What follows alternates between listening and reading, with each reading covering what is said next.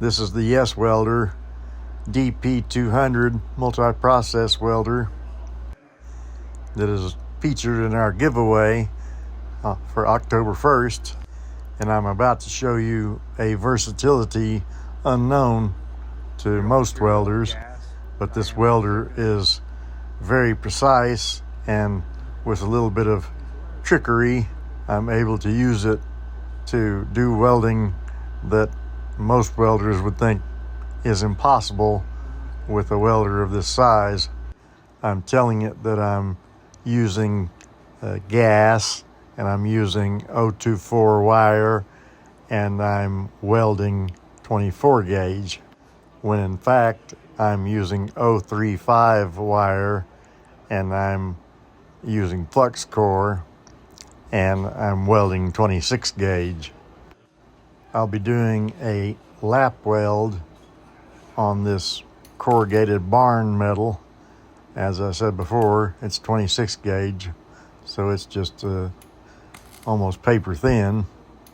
This is 035 wire, which makes it more difficult, but I'm adjusting my style of welding or my process of welding to fit the job at hand, since I cannot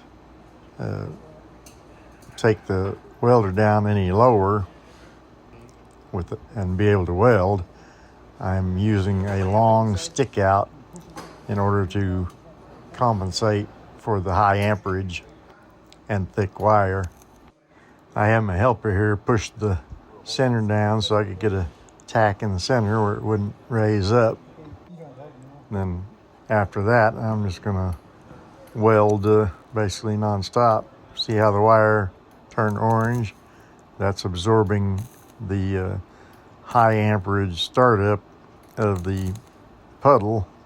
Flux core is notoriously hot at startup, so by having this long stick out, I am reducing the intensity of the arc at the beginning.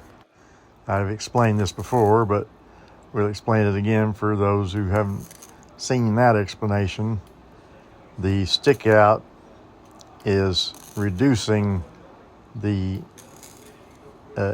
violence of the arc. Anyone who's welded sheet metal with flux core knows that it's sometimes difficult to keep from blowing holes in it because the arc startup is so hot. So I have created a balance between the high amperage and the stick out to obtain what I will call instantaneous fusion. Unlike a MIG welder, where you have to maintain the arc for longer to achieve penetration, the penetration is instantaneous with this high of an amperage. What this means when you're welding thin sheet metal is that you are introducing less heat into the entire workpiece, thereby reducing warpage over MIG welding, and the hot molten arc lays flatter, meaning less grinding to finish your job. Since I'm not concerned with warpage in this case, I'm welding it faster than I would automotive sheet metal, like welding on a patch panel or something like that. I would do these stitch welds and then wait in between or move to a farther place. As you can see, my stick out is around 3 inches long, and people might say all kinds of stupid things. The seam is welded when I'm done. That was the objective, is to weld this seam. It doesn't matter how you get there, and there's no detriment to this weld, as I will demonstrate shortly with a highly violent destructive test on the properties of this weld, its strength and ability to hold up to extreme abuse. Now, as you might imagine, this would be considerably easier with my smaller welder and smaller wire, but even with this oversized wire and welder, I was able to get a good strong weld here, as I will demonstrate right now. Good penetration, definitely not difficult on a metal this thin, and I will work against these welds over and over, and according to my experts that comment on my deal, my welds are going to break the first time a car hits a bump and things like that. But these are comments coming from people that have never worked outside the box. They've never had to come up with solutions to problems. They learn how to weld from a book and from an instructor that learned how to weld from a book, and never had to take a giant welder and weld a tiny project. Never took the time to test different methods and then applied destructive testing to it to see if it worked. But I have done all this, and I've done it for the do-it-yourselfers out there.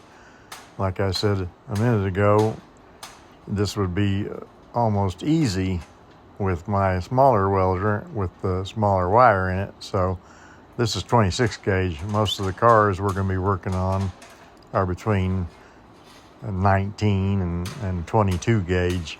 Only newer cars are getting thinner than that into the 24 gauge realm, and there's no 26 gauge on cars. And there, I finally tore it apart after much destruction on it, and it tore loose like tearing aluminum foil. Like, once I beat the edge of it with a hammer and got part of it split, then I was able to rip the metal, loose from the edge of the weld. So this is an example of the type of things you'll find on my Project Car Club, solutions to problems. We never say something can't be done until it's proven that it can't be done. I have a can-do attitude, not a can't-do attitude. And I'm out to save you time and money so that you'll have more of both for other things in your life. I'll help you keep your project car from becoming a burden on your senses. We all know how frustrating it can be sometimes when you're stuck in a rut on your project and you can't find an answer or a solution to your problem. Join the club and get some peace of mind.